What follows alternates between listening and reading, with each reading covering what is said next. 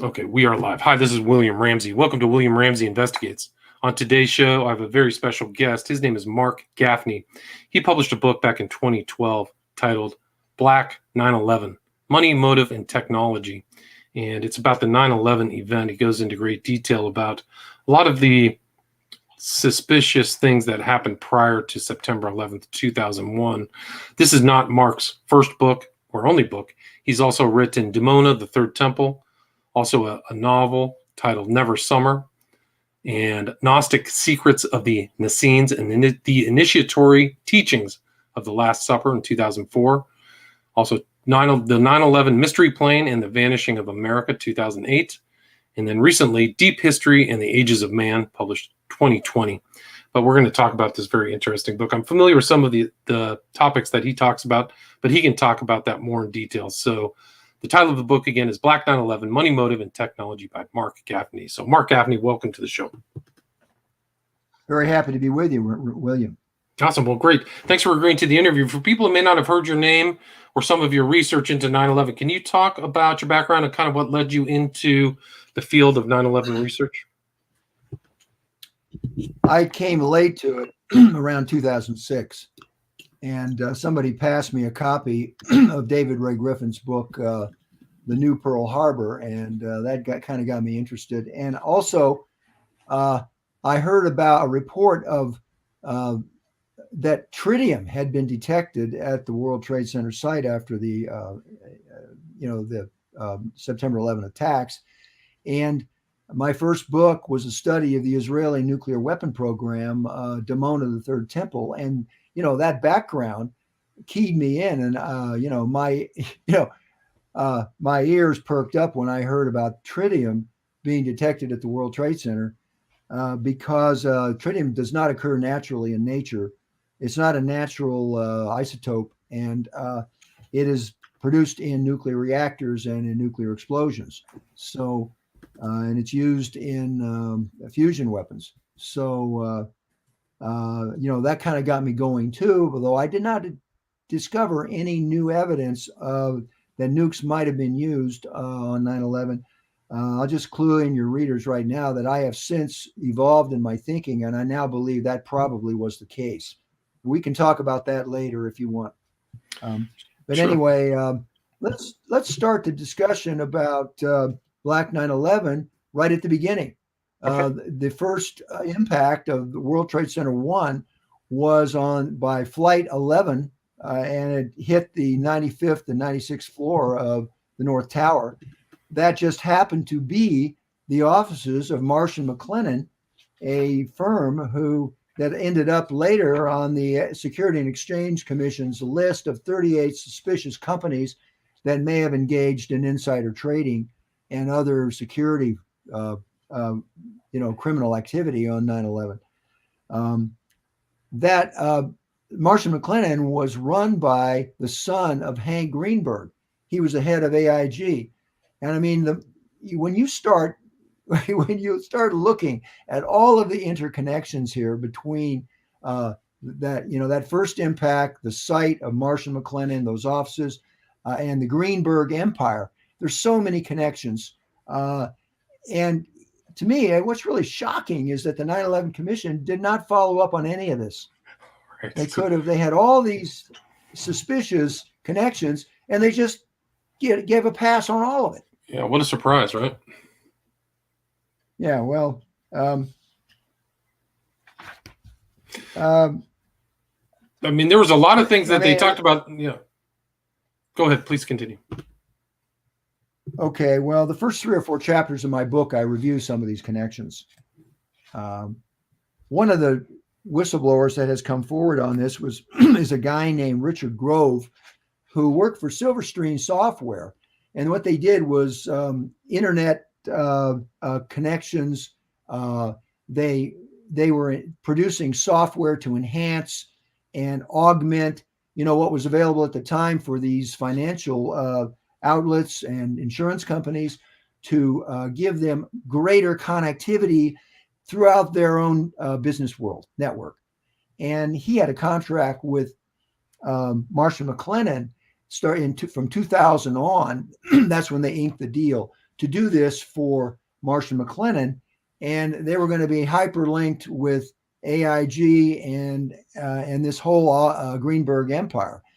Now, they had a date they were supposed to be done with this project, which was July 2001, and so they had a team of 40 people working like 24/7 to bring this into existence, to create this new software package for Marsh and McLennan. In the course of this work, Grove came across fiscal irregularities with Marsh and McLennan. And when he brought this to the attention of his supervisor there at Marsh and McLennan, they said, don't worry about it. It's none of your business. Just do your job. Well, Grove pursued this he was a little bit too persistent and later was terminated by the company before he could complete the project. However, he had meanwhile become friends with some of the employees at Marsh and McLennan, and when he talked with them in private, he learned that they too had very serious concerns about fiscal irregularities and hanky-panky things going on that shouldn't be happening. So these insiders at Marsh and McLennan, who became Grove's friends, they set up a meeting for the morning of September the 11th, 2001. They were going to confront management with these concerns. And the managers were not going to be present. They were going to participate through teleconference that morning. And Grove, en route to the meeting, got delayed in traffic in New York City, Manhattan traffic. And he did not arrive until after the impact of Flight 11 into the Marsh and McLennan offices. They lost over 300 staff people that morning, killed, including all of the insiders that had been talking with Grove about these irregularities.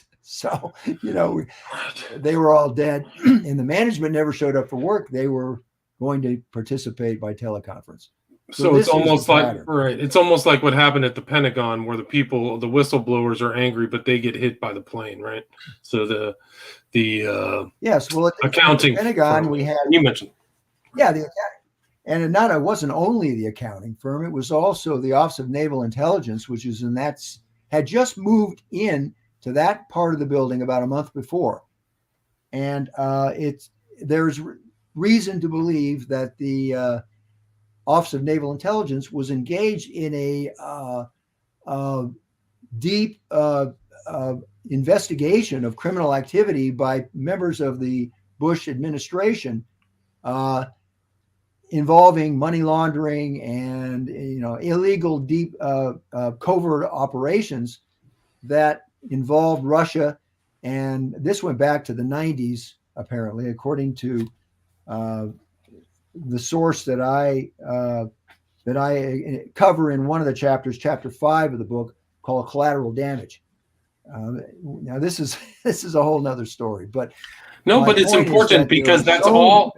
Just to interrupt, sorry, Mark, but it's very important because that kind of black operation or the parapolitical stew that was occurring leading up to 9/11 is a very important background of the characters and the people that surrounded the 9/11 event. Right?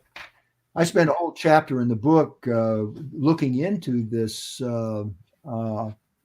clandestine operation. This came to light in 2008. There was a researcher named E.P. Heidner, and I'm sure that's a pseudonym. We don't know who this guy really is, but he posted a 57-page expose on the internet back in 2008 called Collateral Damage, in which he puts forth this theory that the accounting office and the Office of Naval ONI was deliberately targeted that morning to take them out. And the Office of Naval Intelligence did lose 39 out of 40 people that morning, including the entire chain of command. Wow. So whatever they were investigating came ground to a halt that morning because their staff was wiped out, literally. It's incredible. And we know that the day before 9/11, Donald Rumsfeld at a press conference, admitted that the Pentagon could not account for $2.3 trillion. Just an incredible sum of money. That's Where'd it go? 2.3 trillion with a T, not billion, trillion. And where it went, well, we still don't know, because the next morning, the building got hit, of course. And later that afternoon, Donald Rumsfeld showed up on Capitol Hill to hector Senator Levin and others, on Capitol Hill about where is the money we need to go after these terrorists. And sure enough, the Congress coughed up basically unlimited monies for the Pentagon, and that money stream continued for many years. Right, and there was right, but it's very important what happened leading up to that, right? Like, you spend a lot of time in your book talking about some of the untoward things that was going on in the financial world prior to 9/11, correct? Richard Groves agrees with Heidner that hundreds of billions of dollars were moving around that morning, and this was probably the mother of all money laundering operations, involving securities fraud on a scale that we have never seen in our lifetimes, probably.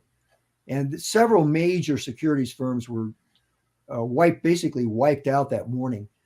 And Heidner theorizes that this created a context for crime on a scale that, like I said, we haven't seen in our lifetimes. Yeah, we know that there were major puts put on, I think, American Airlines and United. So somebody was tinker. You could see the spikes in trades on those airlines prior to the event. So there's clearly evidence of money's being moved around, like people knew what was going to happen, right? One of the contacts that I had, a whistleblower, David Callahan, who had been based in Baltimore, so he was familiar with AB Alex Brown Bank, where the third in command at the CIA, what's his name? At the time, at the 9/11 time? That's correct. Was it Cohen? Insider's trade. I don't remember. Buzzy Krongard. And I believe that Buzzy Krongard was in the loop about what was coming down that morning. He was a number 3 man at the CIA. And I believe Tenet, CIA chief, was in the dark, totally. But it's number 3 command. He was the liaison between CIA and Wall Street. Buzzy was in the loop because his bank was one of the had purchased a number of the puts that morning. AB Brown. Now, AB Brown had been merged with Bankers Trust in 1997. Bankers Trust, one of the most corrupt banks in New York, in the United States, for that matter. And then they were, in fact, they were basically shut down because of their fraudulent activity. And then they were assimilated. They were bought up by Deutsche Bank shortly before 9/11, and then a year or two before 9/11. So Buzzy Krongard's old colleague at AB Brown continued in the job, took up Krongard's old position. Mayo Shattuck III was his name. And his job was to handle these private accounts, for these wealthy individuals, billionaires, and so on. And these included Adnan Khashoggi and the old infamous arms trafficker, and the Seagram's owner, Edgar Bronfman, people like this. Some very interesting characters with very interesting connections. Yeah. Indeed. And the day after 9/11, Mayo Shattuck, without any explanation, resigned from his job, left the bank. So very suspicious, actually, because his contract had, a couple years left to go. So there's another lead that could have been investigated. that was just left hanging. Right, and that wasn't the only one. I mean, there were a lot of corrupt banks, and there's also a connection, like you mentioned. Peter Dale Scott stated that there were 6 out of 7 of the deputy directors of the CIA all had Wall Street connections, or really kind of white shoe Wall Street types. Well, yes, he has done some. He did some really excellent groundbreaking research on the creation of the CIA, and he showed that this thing was created on Wall Street. It was set up by investment bankers for investment bankers. And I learned in my research that this included wheeling and dealing on the stock market. They were using this goes back probably to the 60s when the CIA had a office where they were taking their own pension funds, and they were gambling on Wall Street because they thought they could do a lot better than, the Fortune 500. And it probably led them into a lot of illicit activity. And I can give you, to take an obvious example, 73, when the CIA staged the coup down in Chile. I mean, think of the opportunities that they could have had for just windfall profits by shorting Anaconda Copper, for example, the world's largest copper mine, whose stock plummeted at the time of the 73 coup, where Salvador Allende was overthrown. Right, on September 11th, right? That's the original September 11th. Yes, indeed. And that was the September 11th also. Right, so you can kind of see these overthrows where there's a financial element. Also, it's very important to look at that overthrow in 73 when Pinochet was brought into power, because the psychological warfare that was involved in that was really powerful, because most of the population didn't revolt. Yeah, they actually only killed like 2,000 people. It's still terrible, but they implemented the shock doctrine. So like traumatization and a form of psychological warfare on the whole population of Chile as an additional implementation to effectuate that regime change over Allende's socialist view that was really, expropriating private enterprise, including the copper mines, right? Yes, but even Allende, had never even considered nationalizing the. What am I saying here? The copper mines, right. What I meant to say is that Pinochet left alone; he didn't touch it. So, the income stream from that mine was just so vital to the country. They didn't want to mess with it. Right. It was owned by. Yeah, go ahead. Please continue. I want to go back to David Callahan, one of my sources and based in Baltimore. He pursued a Freedom of Information Act request with the Securities and Exchange Commission. Let's talk about their investigation of the insider trading. He got a letter back from the SEC. He was looking for records, about their investigation, because remember, in the weeks after 9/11, this got a lot of news, was a lot of coverage in the U.S. media, the SEC's investigation, because everybody thought that the investigation would lead back to bin Laden, that somehow bin Laden was involved in this put trading. Well, guess what? The paper trail led back to Wall Street. And that's when the investigation disappeared. And just kind of disappeared from view in the news, and we never heard anything more. The SEC sent Callahan a letter, and they told him that, well, unfortunately, the records from our investigation were destroyed. We don't have them anymore. However, in the years since my book was released, some other people have continued pursuing these FOIAs.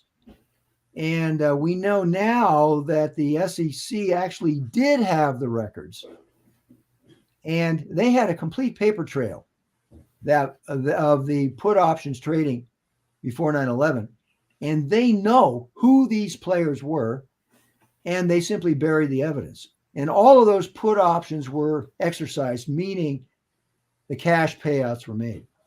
And there's an estimated, that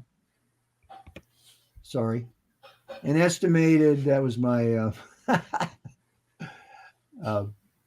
my screensaver, an estimated 35 million or more in profits of blood money was simply paid out, and these guys walked away with the money. And this shocking reality that, you know, but that's just a drop of water in the ocean of fraud that took place, because all of those defense companies' stock trebled and doubled. And Cheney even said before 9/11, he said, we're at risk of a terrible drop in defense industry. I think he said that in 2000. You can talk, it's around the PNAC time documents, but yeah. That's right. And even the Bush family is implicated directly, because one of Bush's brothers, his brother Marvin, sat on the board of the company Stratesec, which had a security contract with the World Trade Center. And one of his other relatives, Wirt Walker III, had actually been one of these put options buyers. And Kevin Ryan unraveled this thread, and apparently Wirt Walker walked away with $40,000 from his put that morning. He collected the $40,000, and the SEC concluded, well, obviously Wirt Walker is not a terrorist, so we're not going to look any deeper. So that's what happened. This is the reality. Right. So there's money involved. It wasn't just kind of an event. There was a financial facet to the whole thing, right? There was more evidence also of securities fraud that came up late in 2001. There was a report in Reuters and CNN in December 2001 that a number of the World Trade Center was just, to say it was destroyed is an understatement. I mean, almost everything in the building was vaporized. There's almost nothing left. The construction workers that did the cleanup, they commented on this. There were many of the people who died that morning. They never found their bodies. They might have found a body part, or a sliver of bone. This is what happened, so plane impacts and jet fuel fires cannot do this. And we can talk about the construction of the World Trade Center if you want as we go on here. Please do. Those buildings were vastly overbuilt. But I wanted just to mention that despite the incredible destruction, a number of hard drives did survive, and they were damaged. But there was a company in Germany named Convar that had proprietary technology for recovering data from damaged hard drives. And they actually examined 39 of those drives, and they found evidence indicating that there might have been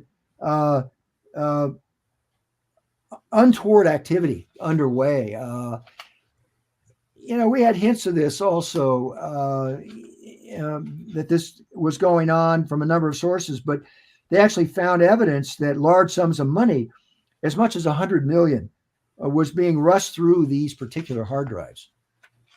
So that morning. So, and then what happened? That company, Convar, got bought out, changed ownership. Somebody came in and bought that company up, and that was the last we heard about it. It was never mentioned again in the news. Wow.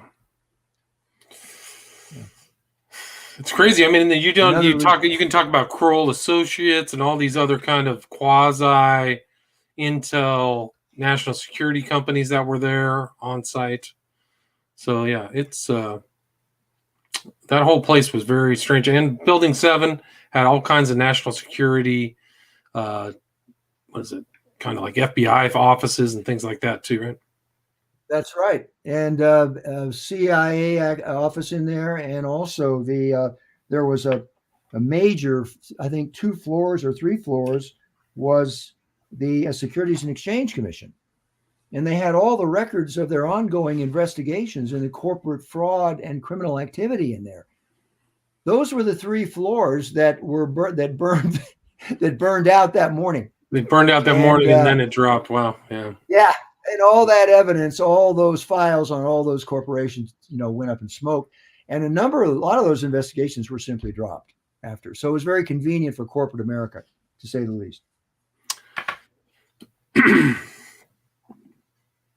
And you talk about, I found it interesting. You talk about Nugan Hand Bank. I did a really interesting interview about a guy who covered the Nugan Hand Bank. So if people want to check that out, it's in kind of my files. The author of the book is Butt.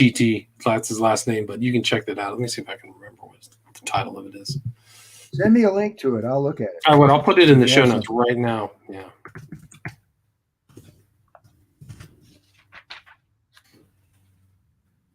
I mean, there were other sources also. For example, the FEMA photographer Kurt Sonnenfeld.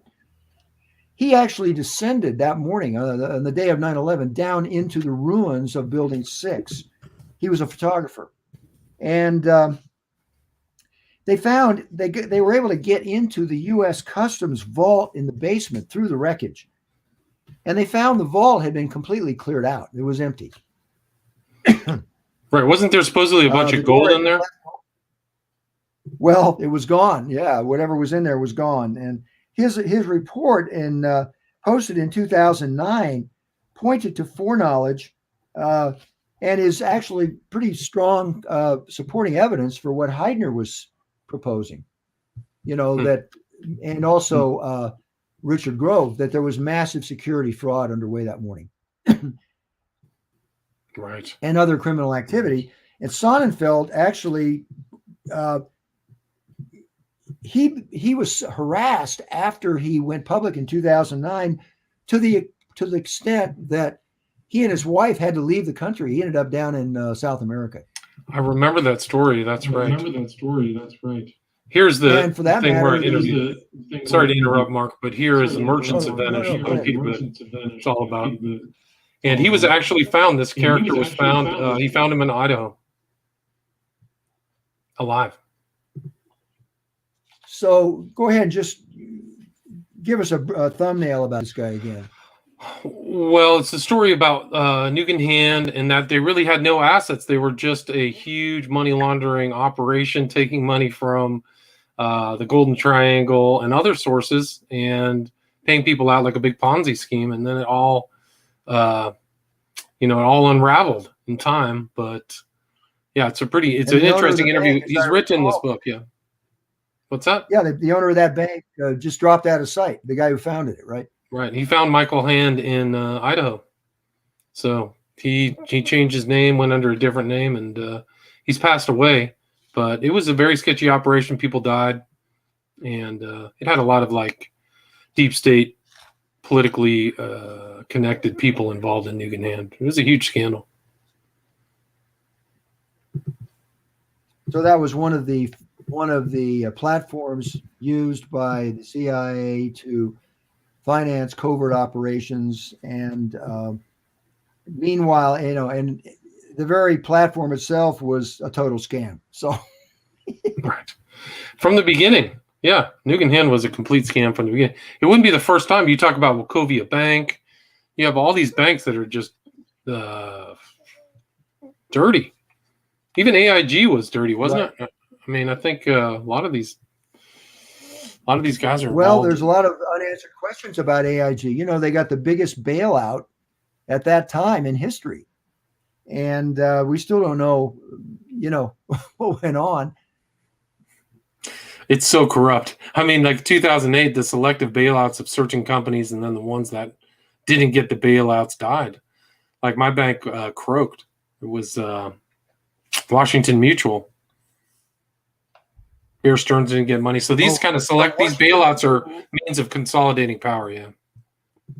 Washington Mutual is gone then. Oh, no longer.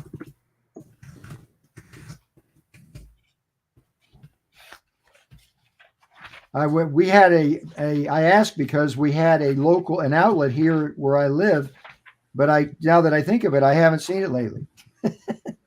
Well, it's gone. It was gone since 2008, so No longer. It's no longer among the living of the banks. I mean, I think it just got absorbed, all that stuff, just like Bear Stearns, a lot of those guys. Why don't you talk about your book? Your intro is really about kind of controlled GPS guided planes. Can you talk about your inquiry into that subject? Okay, yeah, let's talk about that. Okay, in this book, I present Black 9/11. I present two separate lines of evidence for the maturation of remote control technology by 2001. One line of evidence is presented by my co-author Aidan Monahan, who investigated the subject of GPS guided aircraft autopilot systems. That was one source. Another source was a whistleblower by the name of Wayne Anderson, who was a pilot. And in chapter 10 of the book, I review, I tell his story about what he believes to be the technology had come of age, enabling and the possibility to remotely lock out the flight crew. So they could actually take control of a plane, locking out the pilot, and then uploading a different flight plan into the flight control system and changing the plane, flying somewhere else. And he believes that this could have been done on 9/11. And this is what I came around to. I evolved in my thinking, and I believe this is probably the most likely explanation, because I don't believe a plane swap is possible, but probably unlikely. There are problems with that way of there are a number of problems with doing a plane swap. We don't need to go into that, but I think that the remote control alternative is more feasible. And certainly those 9/11 hijackers, assuming they were on the planes, they did not have the capacity, they didn't have the capability to fly those planes, 767s, into the Twin Towers, because they were going so fast that experienced pilots have gone on record that it would take a lot of preparations, including a number of test flights, to be able to hit those buildings at that speed, because it would have taken really expert flight skills to do that. And these right on target, right on target in the center. Yeah, they were really, rank amateurs at the best. Couldn't have done it. At best. Yeah. So I mean, I think you state in your book, like, even one little variant of a turn 5 degrees, they would have missed it. So that human error, human error would have lost it. Yeah. So it's much more likely that there was a transmitter planted in the buildings in flight, the 95th floor of the North Tower, and in the South Tower, and in the Pentagon. And I believe that that's the only way you can explain how Flight 77 came in there and hit what was undoubtedly the target, the Office of Naval Intelligence and the Accounting Office. Because if you look at the flight path of Flight 77, that took some pretty good flying to make that 360-degree turn and come in there at that angle. The plane just missed the naval annex by a whisker. The much easier flight path was just to fly up the Potomac River. And if you would guess that these Muslim fanatics, if they would have been much more interested, I believe, in hitting the other side of the building facing the Potomac, which was a clear shot where the Joint Chiefs of Staff were based, and Rumsfeld's office. That would have been a much preferred target, I would think. You would think. So, you'd think they'd go for the high value target, right? Exactly. Mark, can you take a few questions? We're at the 35-minute mark. Do you? There's a couple questions Sure, from the. So Gameplay asked, did anyone lose their jobs or were fired as a result of the security failure of 9/11? I mean, I excuse me for laughing, but nobody was fired after 9/11. People got promoted. So that was the pattern. And, Tenet was the head of the CIA. He got the highest award given by the government. He should have been sacked. And General Meyer, acting head of the Joint Chiefs, he went before a Senate committee right after 9/11, could not answer the simplest questions about what happened that morning. They should have sacked him on the spot, and keep bringing in somebody until you get some answers, right? Instead, they promoted him, he made him the permanent head of the Joint Chiefs. So that's the pattern, yeah. Yeah, and you kind of talk about Flight 93 too, and what happened with that event too. You kind of have your own position, correct? Well, I investigated Flight 93, and that's the only chapter in the book that I would say is dated, because I can tell you at the recent event, 9/11 event, this past September in Oakland, Ken Jenkins, a 9/11 researcher, presented a very cogent alternative analysis that I believe is probably correct. And he had some information, some evidence that I had not seen. So, for example, he had an animation that was based on the flight data recorder from Flight 93, which was recovered at the crash site. And it does appear that the hijackers were on that plane, and the official story in this particular case might be correct, that there was a revolt of the passengers, and they tried to break into the cockpit where the hijackers were.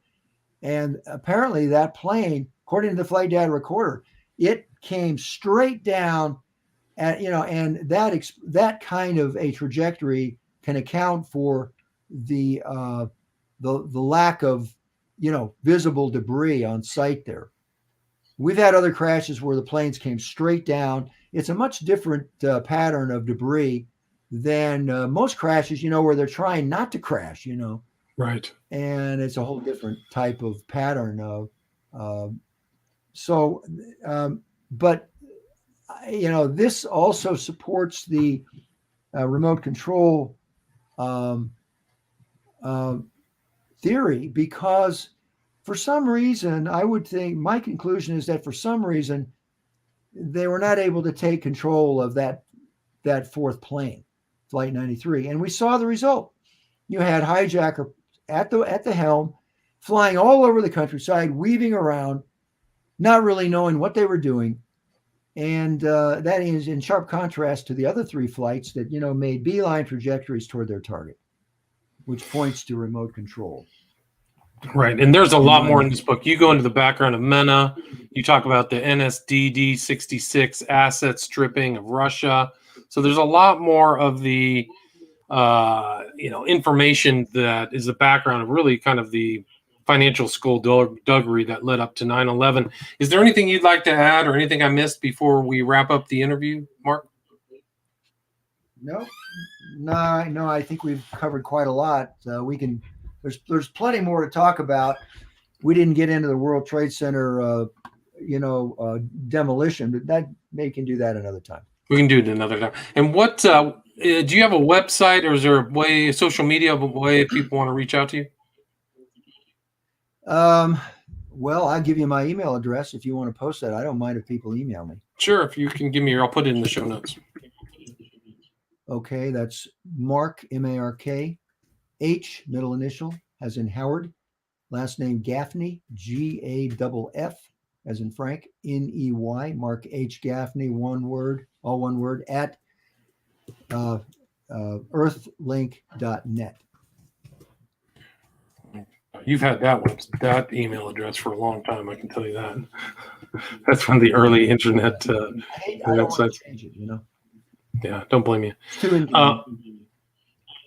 Great. And I mean, really interesting. There's a lot more information in this book. People go out and check it out. Again, the title of the book is Black 9/11, Money, Motive, and Technology by Mark Gaffney, originally published 2012 with the second edition in 2016. And that's the cover of the 2016 edition that you see if you're watching this on YouTube. So Mark Gaffney, thanks so much for your time. Terrific interview, William. Right, Thank you. All right, take care.